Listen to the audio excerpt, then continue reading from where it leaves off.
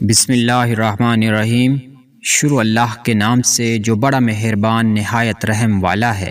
حضرت ثوبان رضی اللہ عنہ بیان کرتے ہیں، رسول اللہ صلی اللہ علیہ وآلہ وسلم نے فرمایا، اللہ نے میرے لیے زمین کو سمیٹ دیا تو میں نے اس کے مشارق و مغارب کو دیکھ لیا، اور جس قدر زمین میرے لیے سمیٹ دی گئی وہاں تک میری امت کی حکومت پہنچے گی۔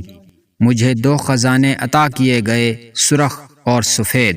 میں نے اپنے رب سے درخواست کی کہ وہ عام قحط سالی کے ذریعے اسے ہلاک نہ کرے، ان کے باہمی دشمنوں کے سوا کسی اور دشمن کو ان پر مسلط نہ کرے کہ وہ ان کا مرکز یعنی صدر مقام تباہ کر دے۔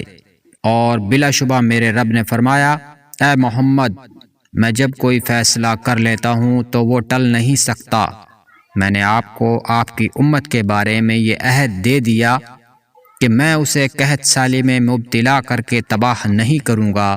یہ بھی عہد دے دیا کہ ان پر ان کے باہمی دشمن کے علاوہ کوئی ایسا دشمن اس پر مسلط نہیں کروں گا جو ان کے مرکز کو تباہ کر دے، اگرچہ ان کے تمام دشمن متحد ہو کر ان پر حملہ کر دیں۔